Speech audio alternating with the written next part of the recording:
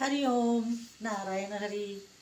आज मैं आपके समक्ष जो विषय लेकर आई हूँ वो बड़ा दिलचस्प है और आजकल के काल के अनुसार है। विषय ये है कि चारों युगों में असुरों का स्थान क्या, डेविल्स। तो आप सब लोगों का मेरे YouTube channel spiritual walk with मैत्री में हार्दिक स्वागत है और आप सब लोग स्वस्थ रहें, व्यस्त रहें, मस्त रहें, इसी कामना के साथ मैं आज का वीडियो शुरू करने जा रही हूँ। और आप सब लोग इसको बड़े केयरफुली सुनिएगा, बड़ा इंटरेस्टिंग विषय है।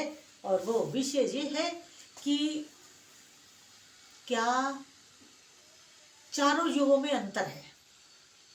चारों जो युग हैं उनमें क्या अंतर है?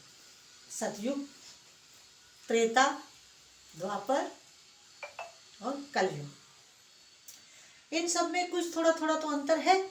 और वो क्या है? देखिए, वैसे तो बहुत अंतर है अगर आप अध्यात्म की दृष्टि से देखें, लेकिन आज जिस टॉपिक को मैंने अंतर में लिया है वो ये है कि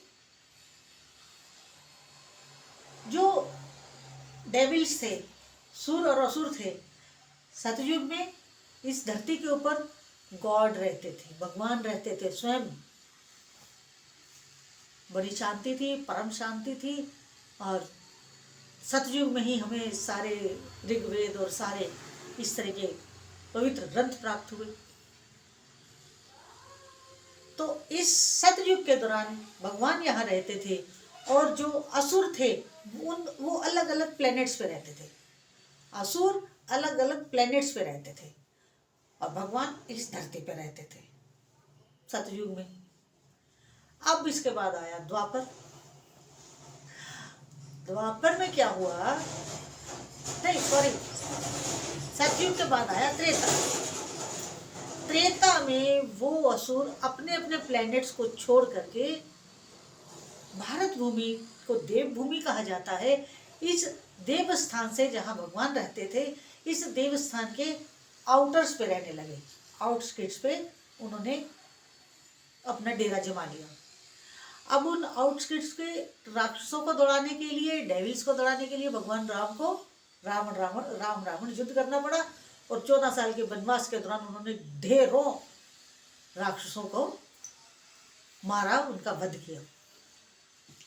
त्रेता में वो देवभूमि के बाहर के इलाके में आ गए थे। त्रेता में ये अंतर हुआ, अपने प्लैनेट्स को छोड़ करके वो यहाँ धरती के आउटस्किट्स में आ गए थे। अब द्वापर आया। अब द्वापर में वो असुर, वो डेविल्स, वो राक्षस भारत भूमि के अंदर घुस आए और एक ही परिवार में पैदा होने लगे। तभी तो महाभारत हुई, तभी तो महाभारत युद्ध हुआ, इतना भयानक, जिससे बड़ा युद्ध आज तक कभी नहीं हुआ। वो युद्ध लड़ा गया क्योंकि कौरवों की सेना में सुर असुर दोनों थे। पांडवों की सेना में केवल वो लोग थे जो भगवान कृष्ण द्वारा प्रोटेक्टेड थे। अब कलयुग जिसमें हम लोग जी रहे हैं, सतयुग में वो अपने अपने प्लैनेट्स पे रहते थे। त्रेता में वो देवभूमि भारत के चारों तरफ बाहर इसके बॉर्डर्स के ऊपर पहुंच गए। द्वापर में वो एक ही परिवार में, एक ही खून में आने लगे। अब आया कलयुग जिसमें अब हम लोग वर्तमान में जी रहे हैं। अब वो हर व्यक्ति के शरीर में राक्षस इतना बलवान हो चुका है, इतना शक्तिशाली हो गया है, इतना पावरफुल हो गया है कि वो अब हर व्यक्ति के भीतर बैठा है। मेरी गुरु माँ कहा करती थी कि आजकल सदग्रस्त नहीं है, सब राक्षस कुल है। वो इसके ऊपर मैं किस दिन फिर वीडियो बनाऊंगी क्योंकि मेरी गुरु माँ की फोटो पीछे लगी हुई है। मेरी गुरु माँ, उनको कोटि कोटि प्रणाम। आज मैं खड़े होकर वीडियो बना रही हूँ, जबकि मैं बहुत ज़्यादा देर खड़ी नहीं रह पाती हूँ, लेकिन आज मैं वीडियो स्टैंडिंग पोजीशन में बना रही हूँ, खड़ी हूँ। और क्योंकि मैंने आज अपनी गुरु माँ की फ़ोटो भी लेनी थी इस वीडियो में, इसलिए तो अब वो कलयुग में हमारे ही शरीर में है, हमारे ही ब्लड में है, हमारे ही अंदर बैठे हैं। जानिए कैसे, ये भी बड़ा दिलचस्प मामला है। वो ऐसे, आपने अक्सर लोगों को ये कहते सुना होगा कि यार मुझे गुस्सा बहुत आता है, और जब आता है तो उसके मेरा कंट्रोल नहीं रहता। जब गुस्सा आता है तो उस पर मेरा कोई कंट्रोल नहीं रहता।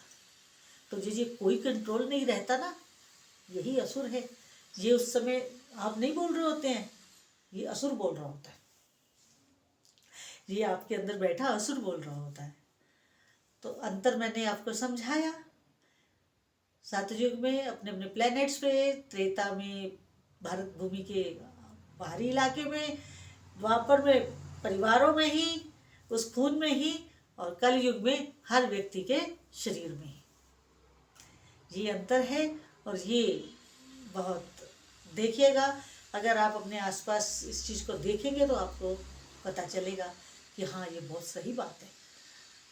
तो अगर आज का वीडियो मेरा अच्छा लगा हो तो अधिक से अधिक मेरे इस YouTube channel spiritual walk with मैत्री को अधिक से अधिक सब्सक्राइब करिए, लाइक करिए, शेयर करिए, ताकि मेरी वाणी और सही फैक्ट्स लोगों तक पहुंच सकें। और अगर किसी को गुमराह है, किसी को राह नहीं मिल रही है, तो उसे उसका मार्ग मिल जाए, उपलब्ध हो जाए।